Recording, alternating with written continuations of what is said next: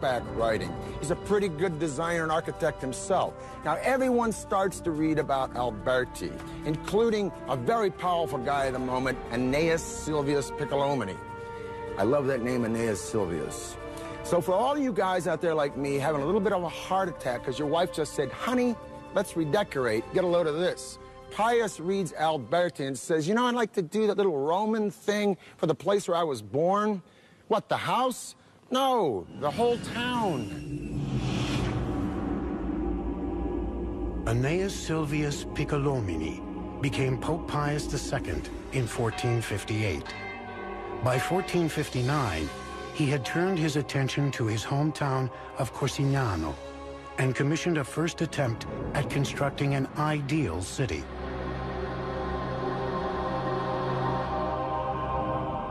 This is the Tuscan town of Pienza.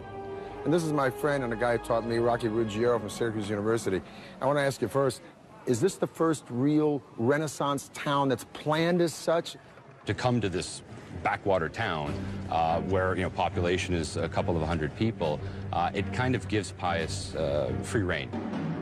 So what he does is to create this rather imposing cathedral. And it's that first impression that you get. And then around this particular structure, he will organize all of the other various archetypes.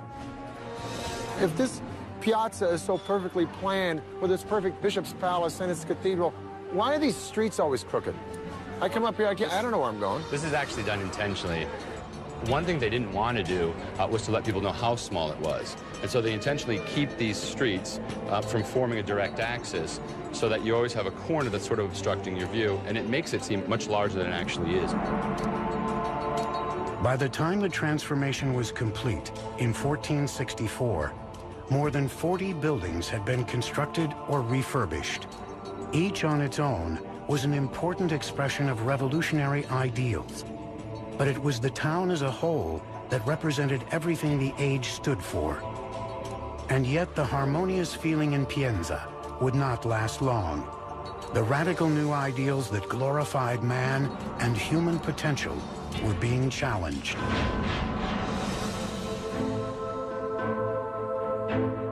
Here is 1492. Not only has Columbus discovered America, but Lorenzo the Magnificent de' Medici, the great patron of the arts in Florence, is dead. But a lot of Florence is sick of the Medicis and their cronyism, and they want the Medici kids run out of town. Plus, they've been listening to the sermons of a small Dominican friar named Girolamo Savonarola, who preaches from the pulpit in the Duomo, railing against corruption in both church and state. He advocates a return to a Florentine republic and civic pride and values through piety. Savonarola warns that if Florence doesn't get its house in order, the winds of God's vengeance will blow through the city, and indeed an evil wind is ready to roll all the way through Italy in the form of Charles VIII of France, who wants to reclaim Naples in the name of his country and threatens to sack any Italian town who stands in his way. Savonarola begins to predict an invasion of some sort. And when it finally comes, he's able to say, you see, I predicted this, I foretold it.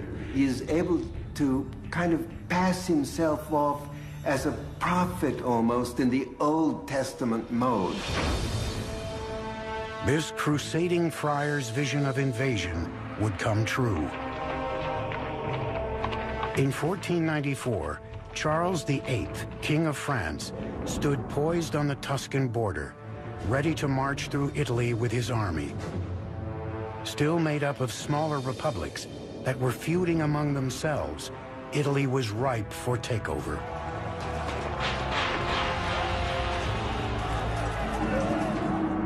While Italy's builders had been creating monuments that exalted humanity, in this new age, they would dedicate their designs to war. There is no such thing as a trained military engineer. And so it is that your greatest architects of the Renaissance, although sometimes they probably started out knowing nothing about it, were called upon to design the fortifications of major Italian cities.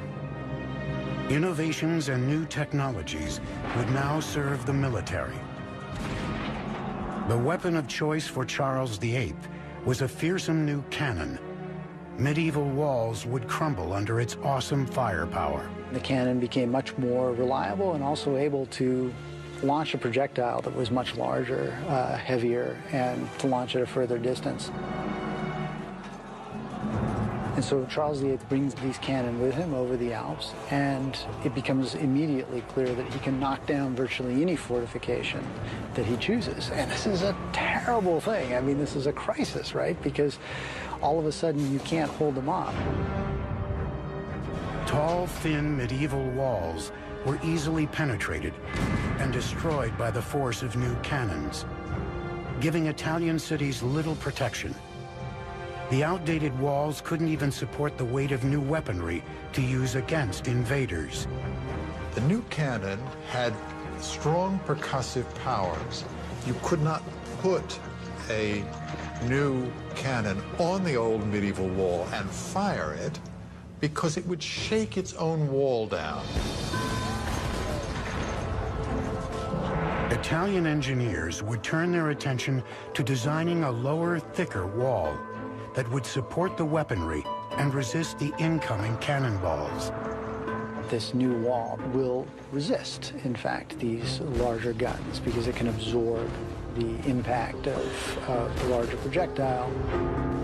Engineers would also redesign the layout of these thicker walls that surrounded the city.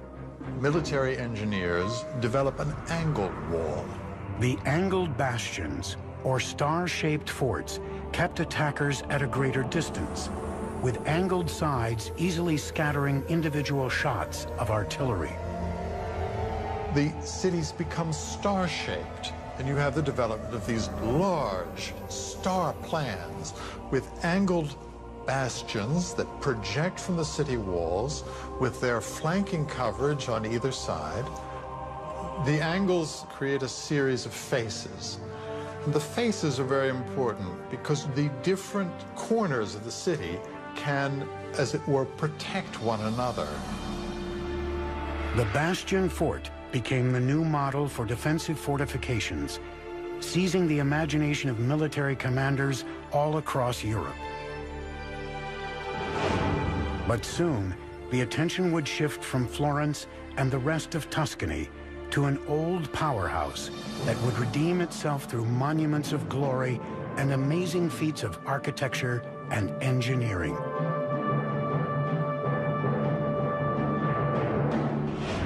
Da Vinci and Michelangelo, while best known for their works of art, also worked as military engineers during the Renaissance.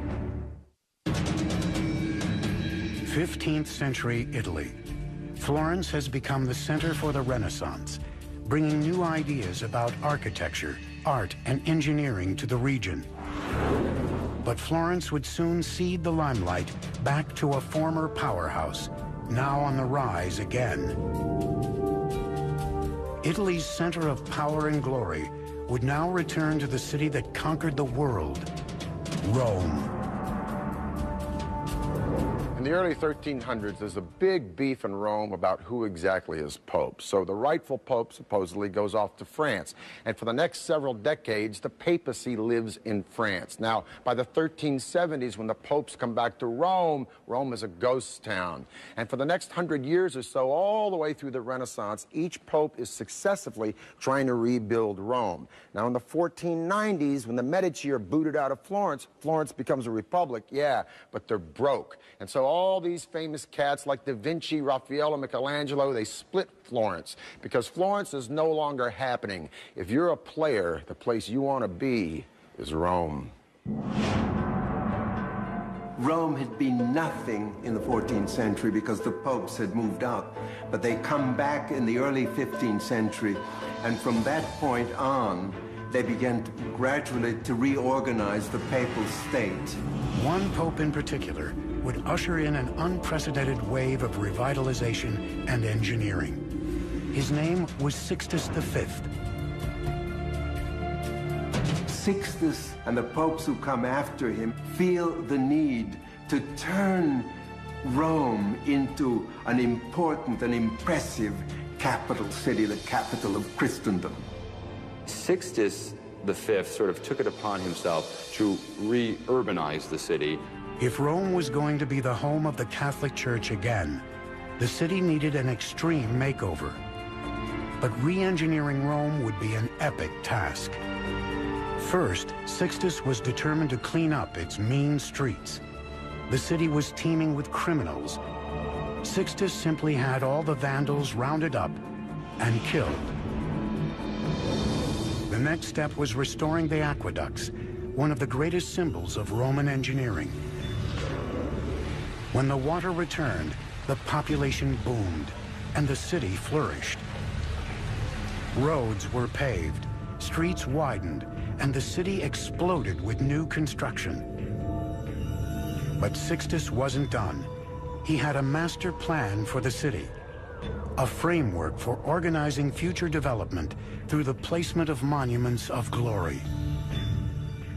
One of his particular practices was, in fact, to use the ancient Egyptian obelisks that had been brought to the city by the ancient Romans. These were military trophies that the Romans had brought back in ancient times and had erected throughout the city. We know today that there are more Egyptian obelisks in Rome than in Egypt itself. And how Sixtus used these obelisks was to, in fact, place them as urban exclamation points. Sixtus wanted to move one of those obelisks to the front of a new cathedral named St. Peter's Basilica.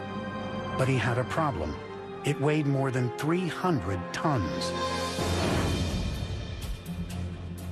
Moving the obelisk was no easy task.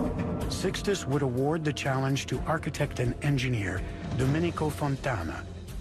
Fontana's plan seemed simple enough, but the execution proved nearly impossible. To protect the stone, he encased the 660,000-pound obelisk in a colossal wooden tower. Iron bars were attached along the edge. The wooden tower had columns extending nearly 100 feet in the air, with ropes pulled through the eyes of the iron bars so the obelisk could be winched up by windlasses. The plan was to use a crew of more than 900 men to execute the move. Using 40 windlasses, the obelisk was raised off the ground and lowered onto a platform of log rollers for the relocation to its new site. On April 30th, 1586, under the watchful eye of Pope Sixtus, the crew began the incredible engineering feat of moving the obelisk. When the men were hoisting it up, they were under command to remain silent throughout the whole process, under pain of death, if one of them, in fact, broke the silence. Finally, 17 days after they began moving, the obelisk reached its new location, in front of St. Peter's Basilica, where it stands today. Word of Rome's extraordinary revitalization spread throughout Europe. The capital of the ancient world had finally returned to center stage. And the age of architects that had begun in Florence had now transformed Rome and the rest of Europe. Artists of all sorts could create such beauty, such wondrous works of art on the scale of St. Peter's Basilica, like the obelisks that were erected throughout the city of Rome, like the dome of the cathedral in the city of Florence. It gave the human significance again, and it gave us a bit of an attitude as well, that we are, again, the center of all things. And many people think it is with the Renaissance that modern culture actually begins.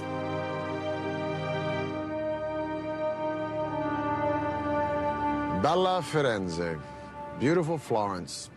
Well, it looks pretty bella today, but believe me, in 2001, when I was sitting in a freezing apartment down there in the Arno in the middle of the dead of winter, pounding out papers until 4 o'clock in the morning on Botticelli, it didn't feel so bella. Matter of fact, I was just about an inch from getting the bella out of here, going back to my day gig in L.A. But I stayed, and I got my degree. And I keep coming back here to Florence and